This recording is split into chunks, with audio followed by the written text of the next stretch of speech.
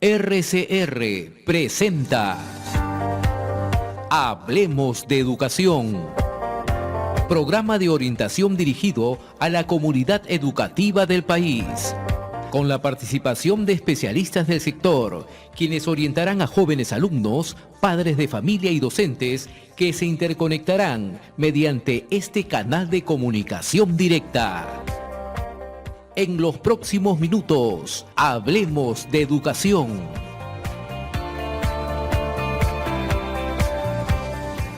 Regresamos, queridos amigos, a Hablemos de Educación. Como decía antes de la pausa, venía con nosotros un politólogo, ¿no? Amigo, es Miguel Ibarra, que ahí ya lo ven en las pantallas. Miguel es politólogo, ha sido presidente y aún está en el Colegio de Politólogos del Perú, por decirlo así, en esta asociación.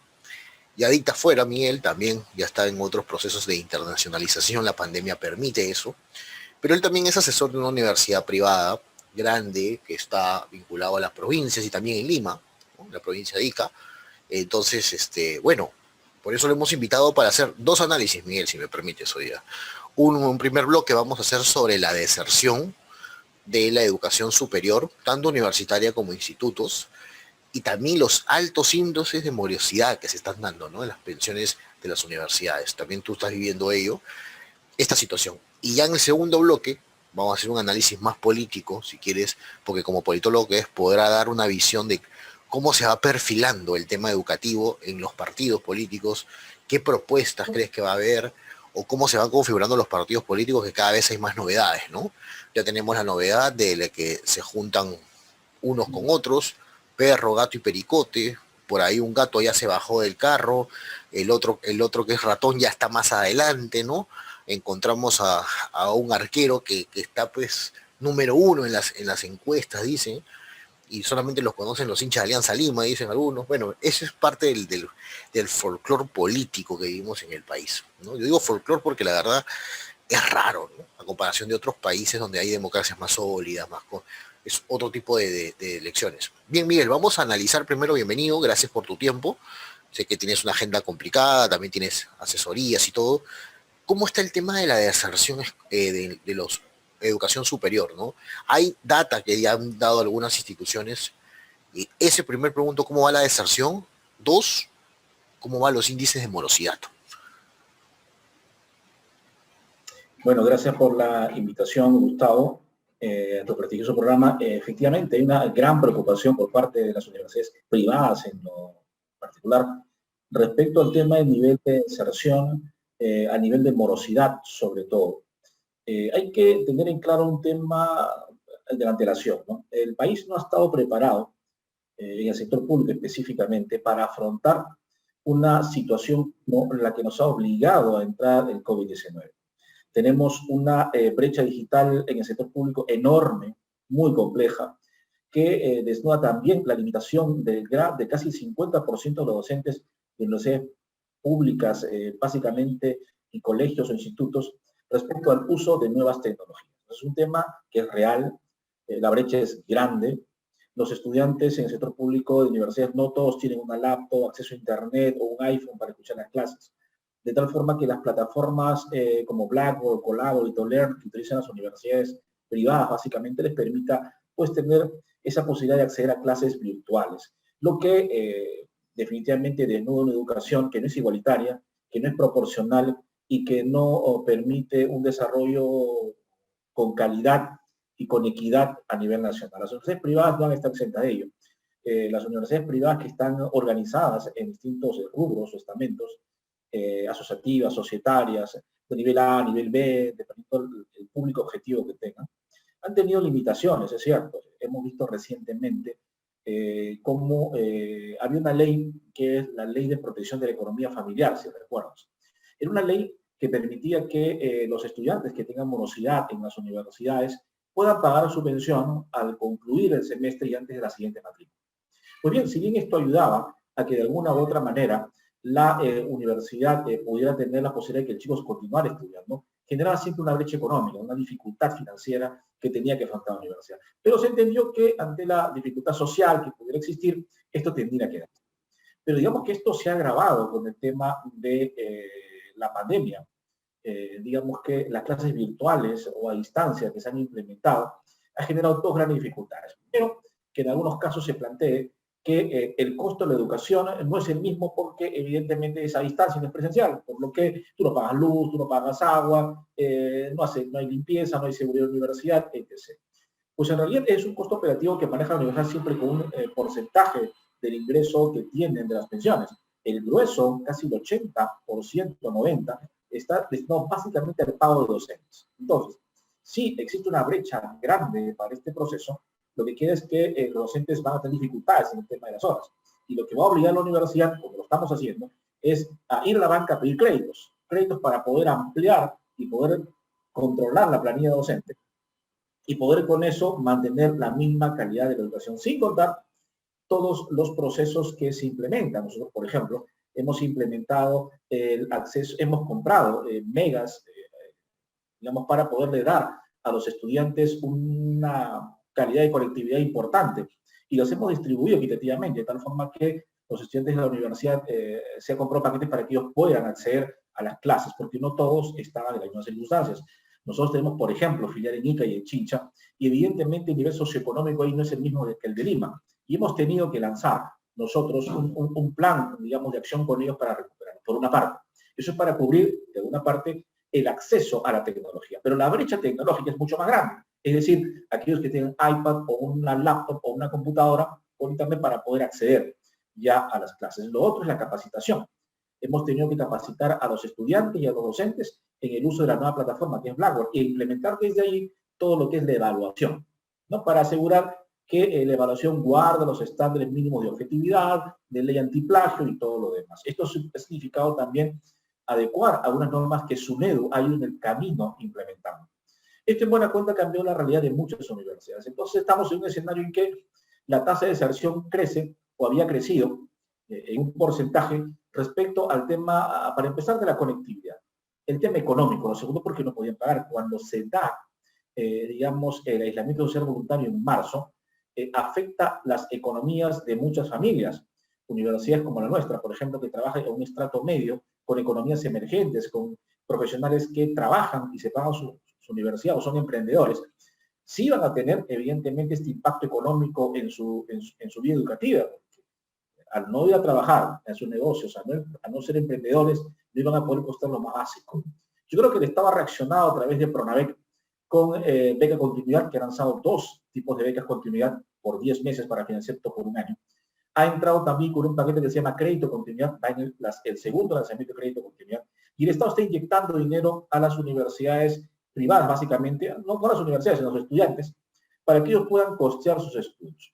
En un primer momento, Pronavec, por ejemplo, lanzó 14.000 becas para universidades, a fin de que los estudiantes, institutos también, puedan participar en este concurso y ganar una beca para seguir estudiando. Esto ayuda, evidentemente, a que las universidades privadas, en estos casos, puedan tener los recursos para seguir pagando planilla, pagando la plataforma, brindando acceso a Internet a algunos estudiantes que no lo tienen, y hay que hacer un estudio socioeconómico porque tampoco se puede al 100%, y una serie de medidas que han ido apareciendo.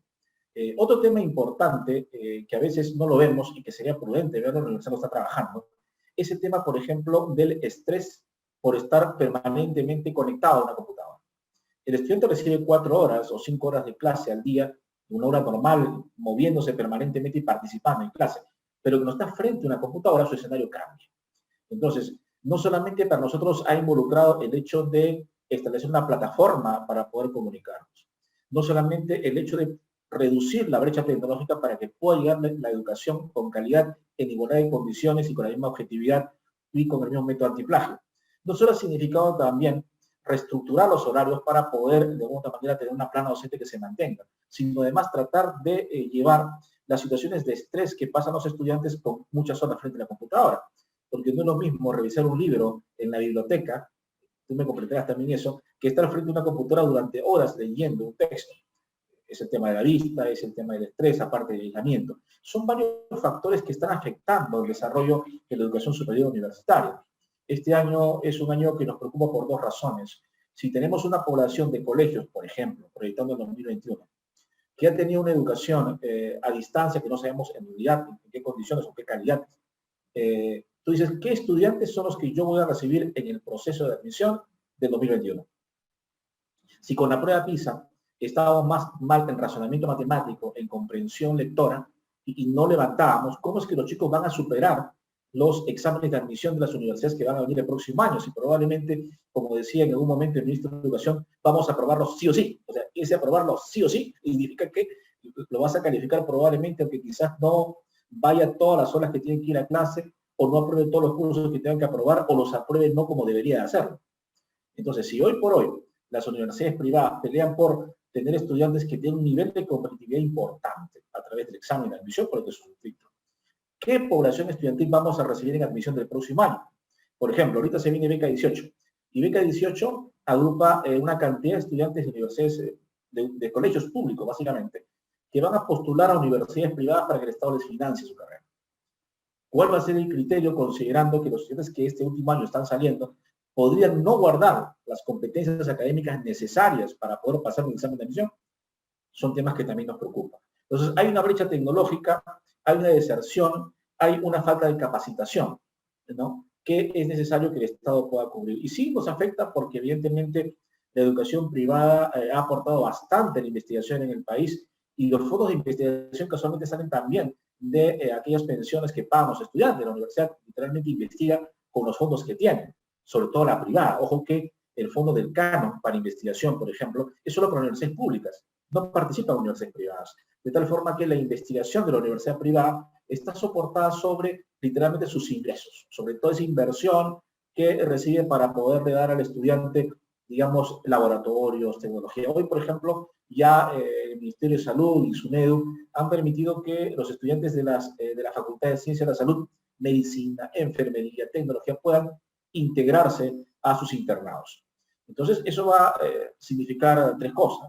En primer lugar, todas las medidas de bioseguridad que el estudiante va a tener que llevar a un campo clínico, como es un hospital o una clínica, para poder cumplir este servicio y evitar que se contagie, ¿no? Entonces, el MINSA está asumiendo una responsabilidad. Lo segundo es el tema de la distribución de las horas, porque si bien es cierto que antes un docente podía tener 5 o 10, digamos, practicantes o estudiantes en el hospital, hoy va a poder tener en clase menos porque hay un tema de distanciamiento social. Yo no tengo una cobertura de 10, sino de 5. ¿Cómo redistribuyo las horas para el resto de chicos? Es otro tema. Lo tercero es, aparte de eso, cómo es que estos estudiantes luego van a completar sus horas de estudio en los laboratorios. Los laboratorios tienen aforos determinados. Significa que tenemos que aperturar laboratorios para ampliar la cobertura. Entonces, hay una serie de situaciones que hay que mirarlas de diverso ángulo. No es lo mismo un estudiante, por ejemplo, de Derecho, Sociología o Economía, que un estudiante que trabaja, que hace Ingeniería o Medicina. O sea, todo eso significa una inversión distinta, ¿no? Ahora, estamos avanzando. Muy interesante, Miguel, lo que has hecho en esta explicación breve y concisa, pero creo que has explicado muy bien cómo se está viviendo el tema de la adaptación tecnológica de las universidades. Bien has dicho la brecha que hay entre la privada y la pública, ¿no? La pública tiene el acceso, o sea, a ver, primero el profesor público sigue recibiendo su sueldo, así de claro, y muchos de ellos han recibido su sueldo y justamente, nadie dice que no, a pesar que no hubo clases, ¿no? En la primera mitad del semestre, de marzo a julio, muchas universidades públicas no estaban dando clases, porque no tenían las herramientas tecnológicas propicias. Curiosamente, yo digo, curiosamente, son todas las licenciadas, y dentro de una de las condiciones básicas de calidad de la SUNEDU pide este tema de la virtualización o pide el tema de la tecnología. ¿Y cómo así se licenciaron si no tenían todos los implementos? Y a eso se suma que hay universidades, no voy a dar nombres, que les prohibieron en su licenciamiento tener oferta a distancia. ¿Ok? Y ahora las cosas cambiaron porque las normas han cambiado, ha habido una flexibilización, pero todavía creo que hay 2 hasta 3 niveles de este trabajo, ¿no? Uno es a largo plazo y la política de educación a distancia, que no tenemos, y digo tanto en la básica como en la superior. Este gobierno ya no lo va a hacer, creo yo, o sea, no lo va a hacer. 2, hay una brecha clara en el tema tecnológico, ¿no? Y hay una brecha en el tema de capacidades tanto de profesores como alumnos para este tema. Hoy cada vez la educación a distancia, la educación virtual en este caso, está entrando con mayor fuerza y se van rompiendo paradigmas, que la educación a distancia era mala, ¿no? Creo yo que hay indicios de que hay carreras, como tú bien dices, que podrían tener una dimensión semipresencial sin ningún problema, a pesar de sin pandemia. A lo mejor eso va a hacer que los costos bajen un poquito y también haya mayor acceso. Por otro lado, tú acabas de decir el tema del apoyo del Estado hacia las becas, lo cual es válido, no es válido. Lo que creo yo que sí falta todavía es en el tema de la investigación que tú dices, ¿no? Una universidad privada de sus recursos tomó un porcentaje para poner a investigación, mientras que las universidades públicas reciben plata del CONCITEC por concursos o también tienen la opción de el famoso canon minero, ¿no? Que tú has mencionado. Pero de eso no se ejecuta mucho, que digamos. A la fecha, las universidades, la inversión pública en educación está siendo muy baja todavía. Y mira la fecha que estamos, ¿no? Graciosamente, yo digo, hace unos días el presidente salió a hablar y pedirles a los gobiernos locales y regionales, prácticamente faltaba un rótulo que diga gasten P, inviertan P, ¿no? Faltaba que diga eso, ¿no? Y es lamentable con la cantidad de necesidades que hay. Viendo esta brecha, yo creo, te pregunto para que tú contestes y después ya vamos al análisis político, si me permite, después de la pausa, que nos gana el tiempo, es, todavía hay una brecha o un divorcio entre la oferta laboral, ¿ok? Y la demanda del servicio educativo. Por ejemplo, uno dice, hay demasiados abogados en el país, ¿no? Pero técnicos hay muy pocos. Ayer yo tuve la oportunidad de estar en una conferencia con España y me decía una universidad prestigiosa de España, como es el CEU, una universidad que es top allá, y de cada 11.000 personas que buscan ingresar a medicina, solamente tienen 150 vacantes. Y agárrense, de cada 10 médicos en España, al menos 2 son peruanos. Ojo con esto. Y tienen una mayor demanda. Esto quiere decir que a lo mejor tenemos que incentivar otro tipo de carreras como medicina, necesitamos incentivar técnicos de enfermería, necesitamos incentivar técnicos en minería, ¿no? Que tengan que ver con la productividad donde va el país.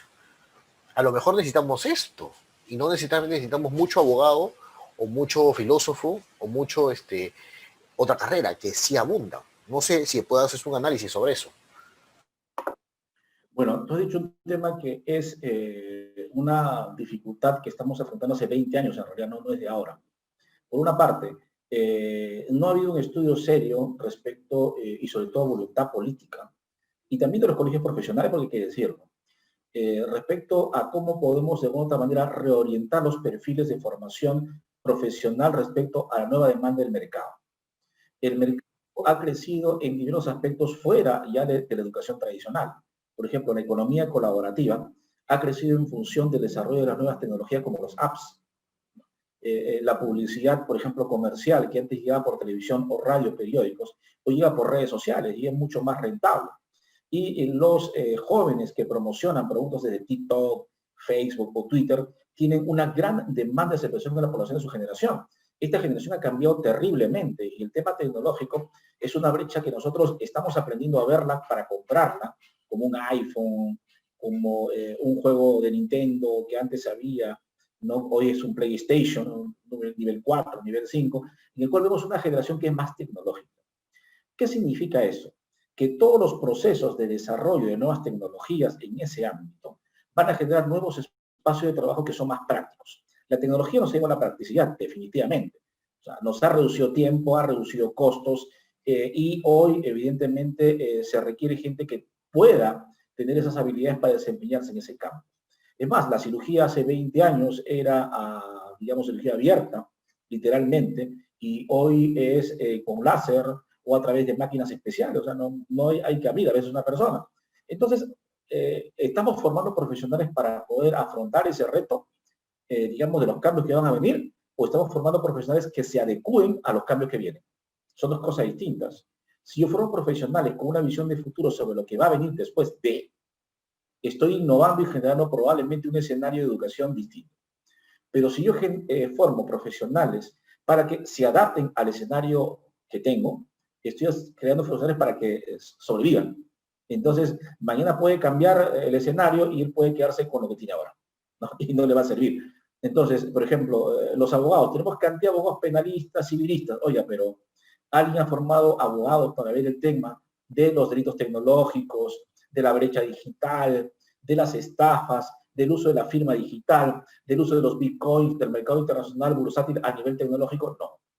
Entonces, ¿estamos formando profesionales con esa visión para que salgan a otro país a trabajar y le pueda servir la profesión o solo para que litiguen en el Perú? Entonces, es un tema que nos debe llevar a reflexión.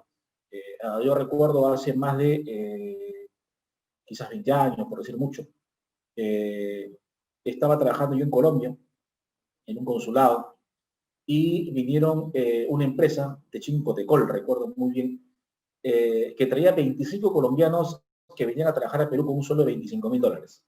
¡Oh, espectacular! Digo, ¿qué van a hacer? ¿Son ingenieros? Ninguno era ingeniero. Todos eran técnicos, ¿no? Seguía avanzando su expediente, decían, todos eran soldadores.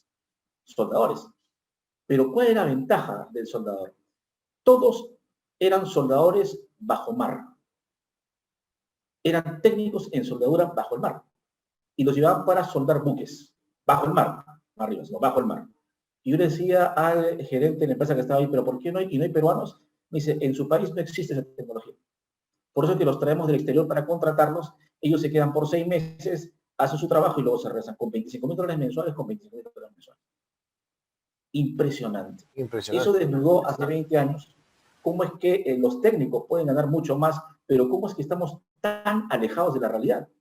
Entonces las universidades empezaron por hacer certificaciones por la ley universitaria reciente. Cada 6 meses, no cada 6 semestres, la universidad para poder emplear al estudiante le da una especie de certificación de competencias ante el Ministerio de Trabajo. Y con eso él puede desempeñar una tarea, pero ¿qué le da? Es la primera pregunta.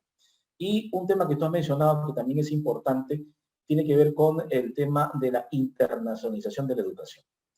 ¿Cuánto las universidades han trabajado en internacionalizar sus perfiles?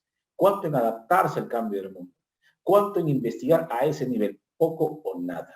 O sea, simplemente ellos ven la internacionalización como convenio. O sea, si un convenio como una universidad para que haya, digamos, un tránsito de docentes o intercambio entre estudiantes, ya hice mucho. Y no, eso es realmente lo más fácil y lo más falso que existe, porque la idea de internacionalizar la educación es poder adaptarse a los cambios por fuera y establecer convenios para desarrollar nuevos perfiles de formación en función a la demanda del mercado internacional. Yo no voy a formar estudiantes para que sobrevivan 10 años en el Perú, sino para que tengan esa opción de salir fuera e implementar sobre los cambios que tienen. Yo creo que esa barrera, por ejemplo, SUMEDO no la ha vencido todavía. No hay un panorama claro en ese escenario, pero sí hay esfuerzos muy importantes de universidades privadas que están apostando por este cambio y viendo ese futuro. Y yo creo, para culminar este tema, que definitivamente SUMEDO hoy por hoy debería ser una evaluación de cuántas universidades, como lo está haciendo, tienen soporte tecnológico para empezar el entorno virtual y a todas aumentarles en el licenciamiento la posibilidad de que enseñen clases a distancia. ¿Por qué razón? Has detenido las maestrías en universidades cuya clase era presencial y tienes que hacerla virtual. Has detenido algunos procesos internos de reforma tecnológica en educación porque su licenciamiento no era el tal. Y el año que viene las universidades, por lo menos la nuestra, no va a tener clases presenciales hasta julio. Significa que vamos a mantenernos en el entorno virtual por un tema de salud, básicamente, de los chicos.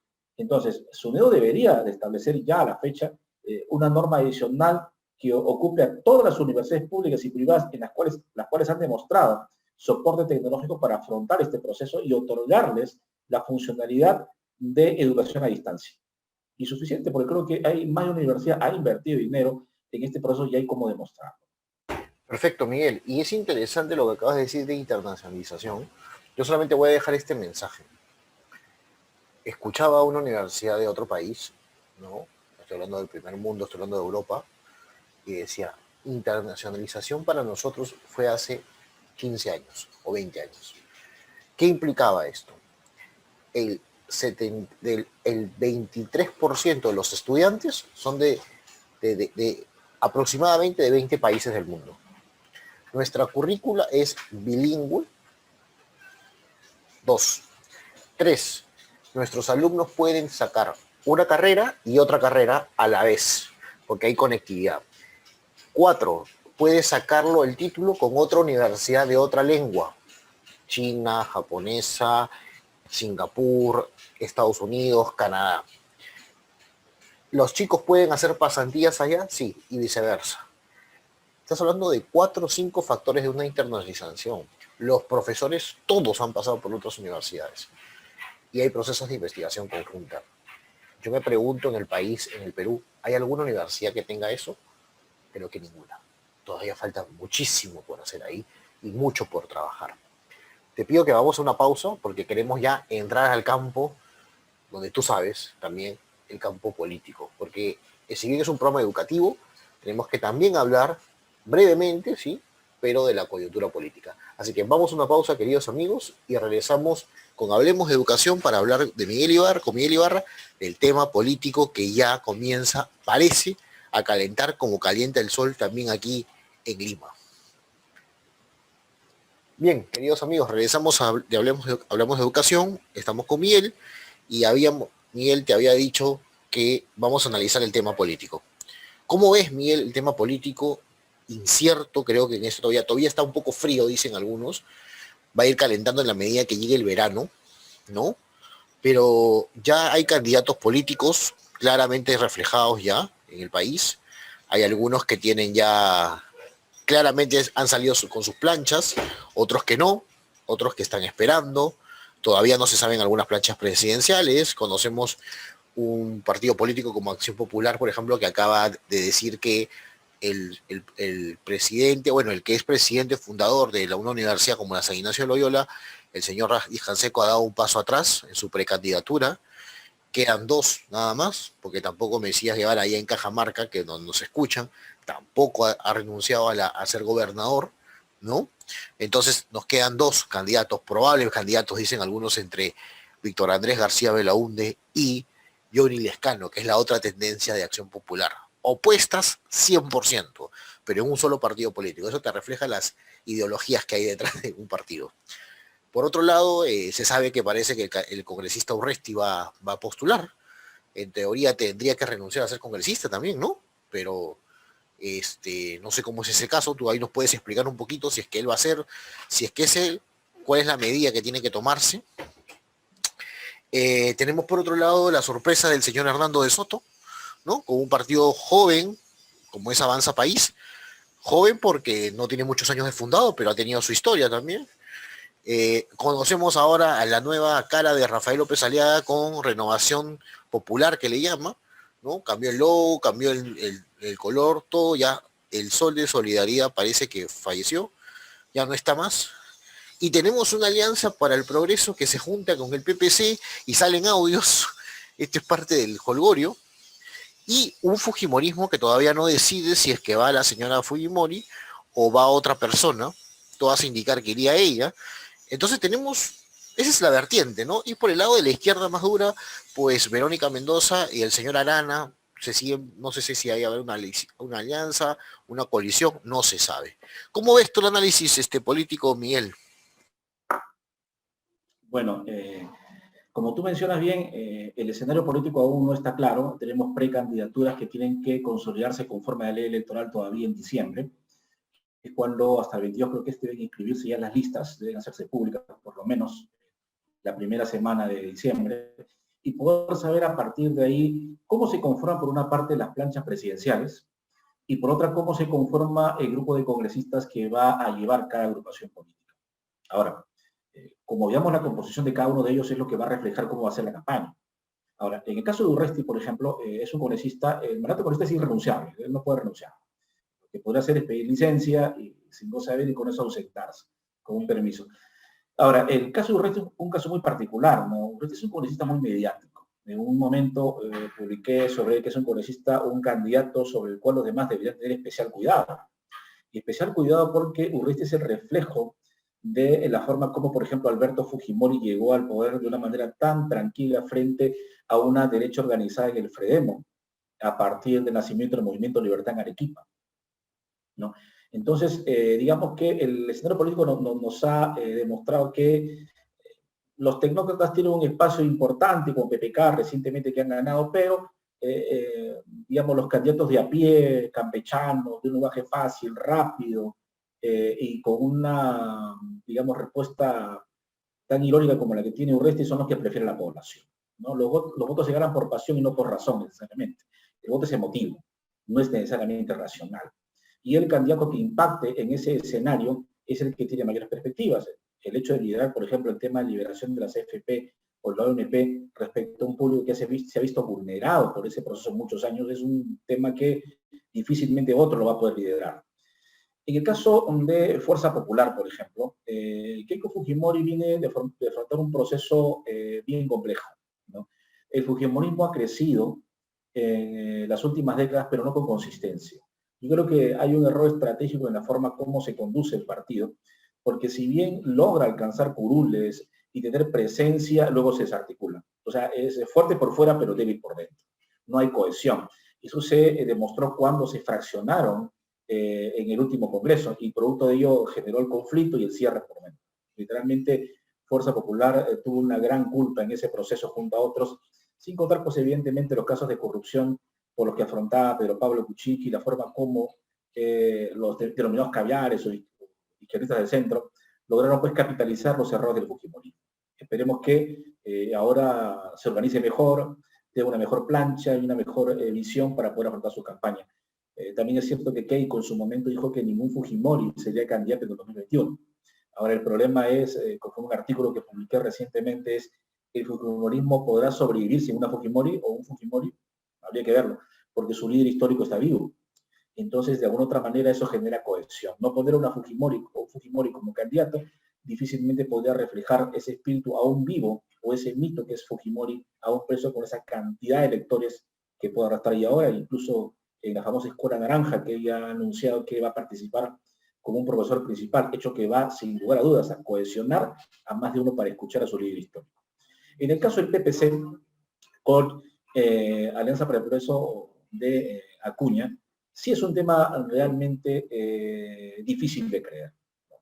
El PPC es un partido que nace de decisión de la democracia cristiana, el Cornejo Chávez, si recuerdan, mediante el cual se cinde casualmente Bedoya Reyes, Alaisa Grundy, Ramírez del Villar para crear el PPC. Cuando crece el PPC, logra tener una buena performance a mediados de los 80, Bedoya Reyes era un extraordinario candidato, pero nunca logró crecer el PPC. Y es un tema histórico que en realidad va en contra de ellos, porque el PPC siempre ha sido un partido de cuadros, no de masas. Entonces, ser un partido de cuadros difícilmente logra, digamos, internarse en las bases más profundas del Perú, a diferencia de una Acción Popular, por ejemplo. Entonces, yo creo que ese perfil, que nunca cambió, digamos, estratégicamente, les ha dañado durante muchos años. El PPC, lamentablemente, ha venido pegado a muchos partidos y no ha podido crecer en ninguno de ellos. Recordemos que Lourdes Flores Nano hizo lo posible con solidaridad para poder crecer, y luego con Unidad Nacional, y no pudo ganar la presidencia, ni siquiera una alcaldía. Y ahora, por ejemplo, que decide el PPC unirse con Alianza, con los Acuña y Alianza para el Progreso, es un tema, es un despropósito, diría, para un partido. Es mejor morir de pie con un árbol que estar pendiente de todas las dificultades que van a afrontar la identidad. Nos quedan como un partido que sobrevive en cualquier estructura y que más, digamos, está ligada a mantenerse en el poder que en tratar de refundar su propia organización, que creo lo que le corresponde. En el caso de Acción Popular, es un partido que desde que Fernando Belaúnde Terry tuvo la suerte de llegar por segunda vez, la primera fue defenestrado de su mando al gobierno, logró sentar, digamos, un precedente a través de esa famosa frase, ¿no? El pueblo lo hizo, cuando él empezó a hacer reformas importantes dentro del país. Lamentablemente, Acción Popular, después de Valentín Paniagua, cuando se cierra el Congreso en el 2001, no tuvo mayor liderazgo. Nadie asumió ese liderazgo de Acción Popular.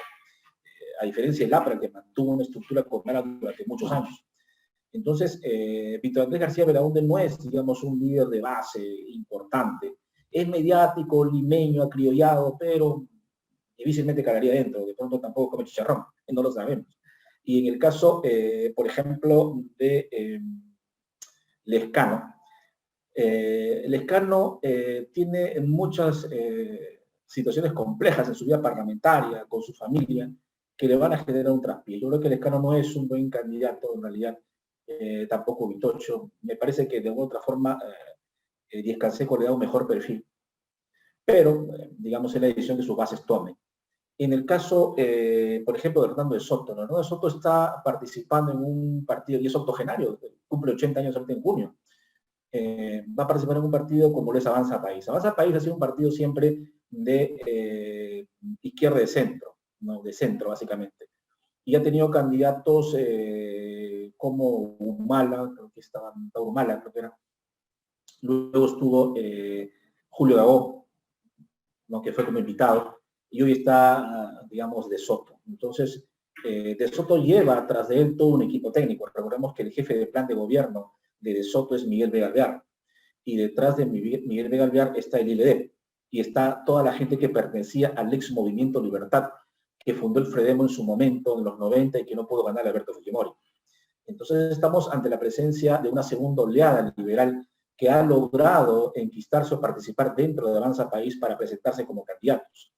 Entonces hay que mirar de cerca. La propuesta técnica es muy buena, en realidad, pero recordemos que entre el tecnócrata y el político hay una brecha bien grande, y esa brecha bien grande se llama calor popular, ¿no?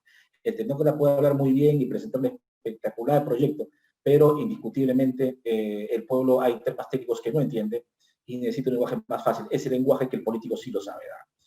Entonces, digamos que De Soto se enfrenta a ese escenario, ¿no? Una cosa es ser consultor para una minera y tomarse la foto con todos los mineros, y otra cosa es ir a comprarse el pleito en Tía María, ir a comprarse el pleito con Shogun, ir a comprarse el pleito en Huancayo, ¿no? Son temas distintos.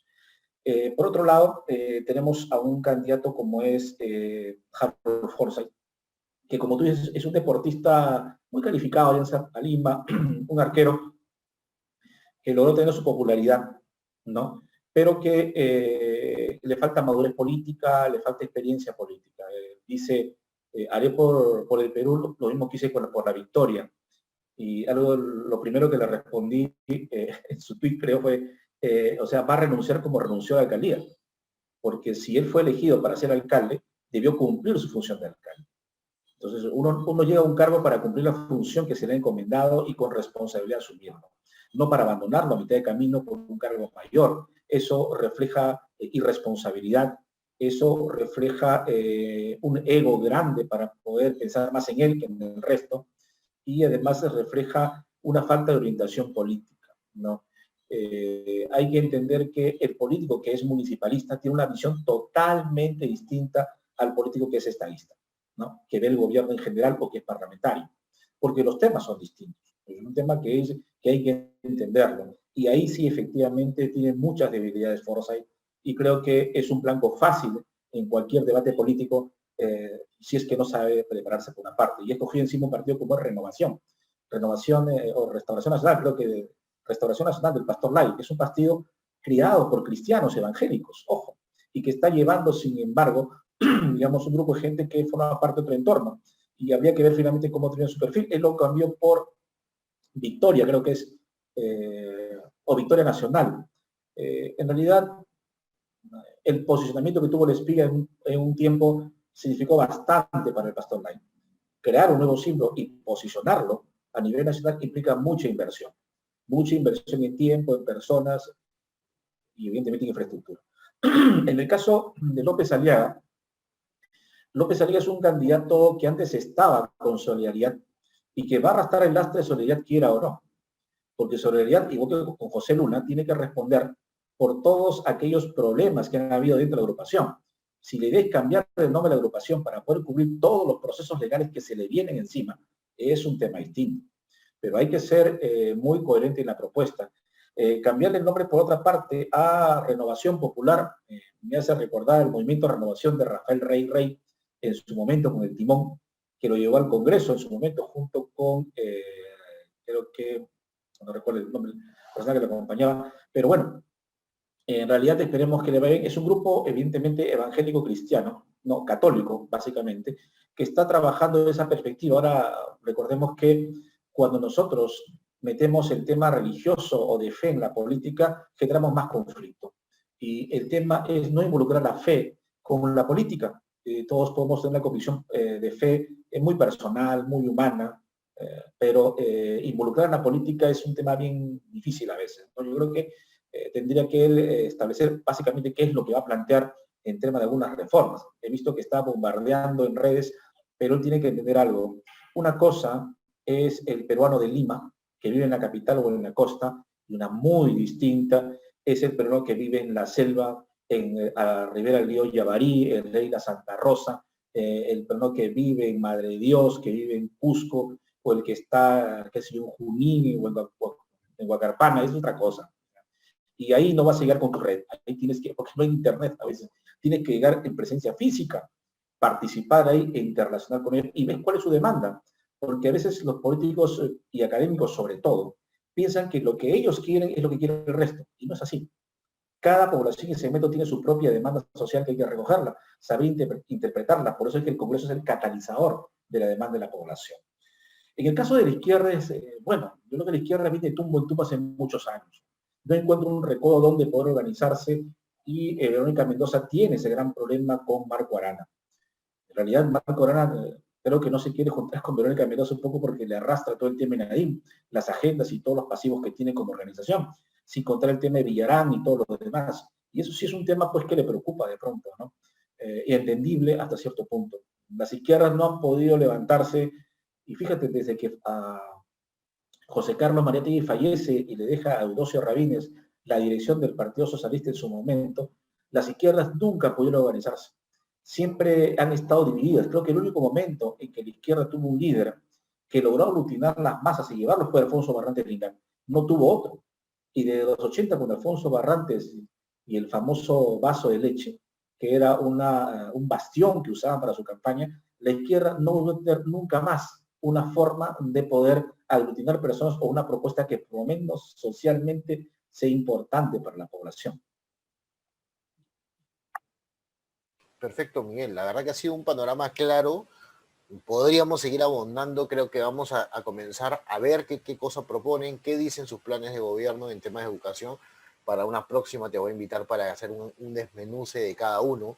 Desde acá ya hemos invitado a algunos precandidatos al Congreso, ¿no? Y la pregunta que siempre les he dicho a los precandidatos al Congreso es: dime por qué te voy a elegirte, porque tú vas a ser representante del pueblo en este caso.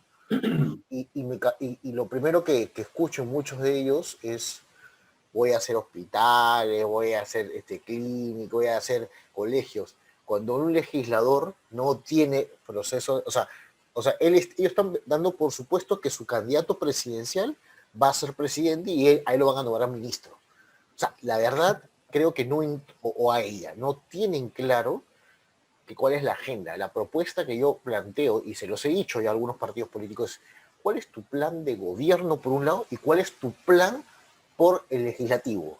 Que tus congresistas harán a pesar de que tú no seas gobierno. Eso ninguno lo tiene. Ninguno. La gran mayoría solamente piensa que van a hacer gobierno. Y ese es el error que incluso pasa cuando quieras traducir en un plan de gobierno a proyecto de ley, que no es tan sencillo. Cuando tus congresistas, eso fue el caso en el año 2006 que le pasó al fujimorismo, cuando tus congresistas, algunos de ellos, la gran mayoría en el caso de Fuerza Popular, no fueron parte del equipo que hizo el plan de gobierno.